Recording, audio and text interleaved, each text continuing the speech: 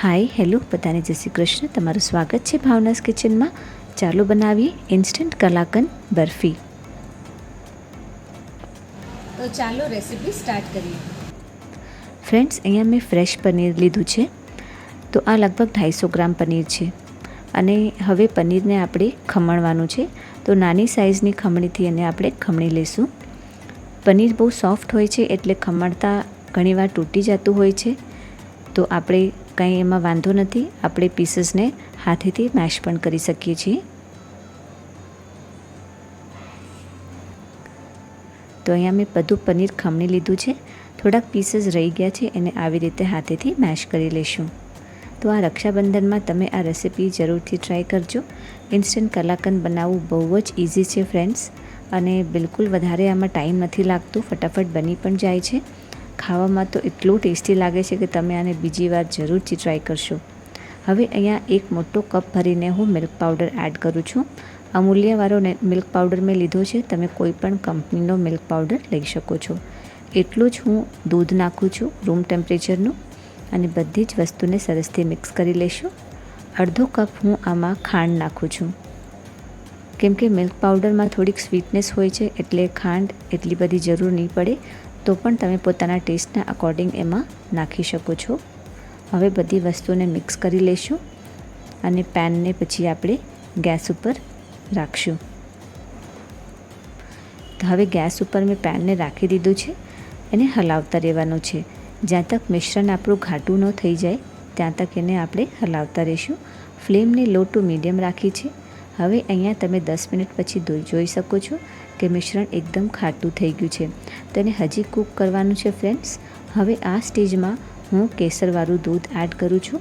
અડધી વાટકી ગરમ દૂધમાં મેં કેસરના સ્ટ્રેન્ડ્સ નાખીને રાખી લીધા હતા.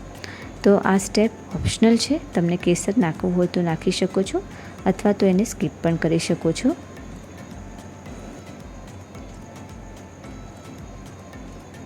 તો આપણે હજી આને કૂક કરવાનું છે. તો ફ્રેન્ડ્સ, જો તમને મારી રેસિપીઝ ગમતી હોય તો મારા ચેનલને લાઇક, શેર અને સબસ્ક્રાઈબ જરૂરથી કરજો, અને બેલ આઇકન જરૂરથી પ્રેસ કરજો. તો આપણે પહેલાં મોલ્ડ રેડી કરી લઈએ. તો અહીંયા એક નાનો પ્લાસ્ટિકનો ડબ્બો હતો મારા પાસે, એમાં ઓડિયોની રેપને આવી રીતે હું સેટ કરું છું. એક નાની થાળી લઉં છું, એને પણ હું ઘીથી ગ્રીસ કરી લઈશ. તો ડબ્બો મેં એટલે લીધો છે કેમ કે મને એને ચોરસ પીસ કટ કરવા છે, સ્ક્વેર પીસીસમાં. તો બધું મિશ્રણ એમાં નહીં આવે એટલે મેં થાળીને પણ થોડી ગ્રીસ કરી લીધી છે. તમે કોઈ પણ મોલ્ડમાં એને સેટ કરી શકો છો. તો તમે જોઈ શકો છો મિશ્રણ હવે એકદમ સરસથી કૂક થઈ ગયું છે. દાણેદાર એકદમ મિશ્રણ બનીને રેડી થઈ ગયું છે અને પેન છોડી દીધું છે એને. તો ગેસને ઓફ કરી દઈશું. હવે મિશ્રણને અડધું આપણે મિશ્રણ નાખશું ડબ્બામાં અને આવી રીતે એને સેટ કરી દેવાનું છે. તો ફ્રેન્ડ્સ, જો તમે આ કલાકંદ કોઈને પણ ખવડાવશો ને તો એ તમારાથી રેસીપી જરૂરથી માંગશે, એ મારી ગેરંટી છે. અને તમે પણ આ બીજી વાર જરૂરથી બનાવશો, એ પણ મારી ગેરંટી છે. ખાવામાં તો એટલો ટેસ્ટી લાગે છે ને ફ્રેન્ડ્સ કે હું તમને શું બતાવું. અને હવે થોડુંક મિશ્રણ આને હું થાળીમાં બી નાખી દઉં છું અને એને સરસથી સેટ કરી દઈશું. 2 મોલ્ડને રૂમ ટેમ્પરેચરમાં ઠંડુ થવા દેવાનું છે. એના પછી આપણે 1 કલાક એને ફ્રીઝમાં રાખી દઈશું. એનાથી સરસ સેટ થઈ જશે અને પછી એના પીસીસ કટ કરવાના છે.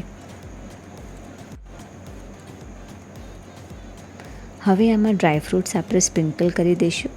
તો પિસ્તા અને બાદામના કતરન હું નાખું છું અને થોડાક રોઝ પેટલ્સ પણ નાખું છું.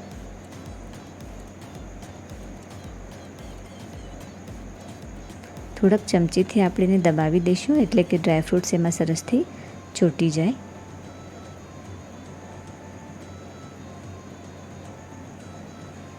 થાળીમાં બી સ્પ્રિંકલ કરી દઈશું. હવે 2 મોલ્ડને થોડીક વાર પછી એને ફ્રીઝમાં રાખી દઈશ.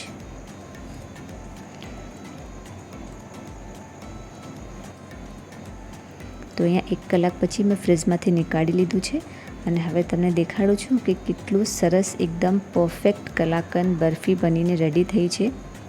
તો આપણે દુકાનથી તો હંમેશા સ્વીટ્સ લેતા જઈએ છીએ, પણ ઘરની બનેલી મીઠાઈનો એકદમ મજા જ અલગ છે. હવે એના પીસીસ આપણે કટ કરી લઈશું.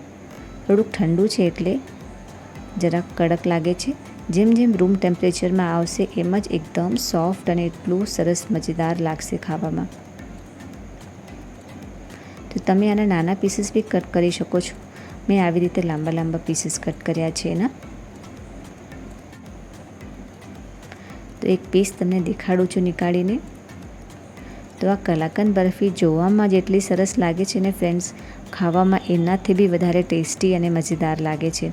તો તમે જરૂરથી આ રેસીપી ટ્રાય કરજો અને મને કમેન્ટમાં જણાવજો કે મારી રેસીપી તમને કેવી લાગી. હું તમારા કમેન્ટનું જરૂરથી રાહ જોઈશ.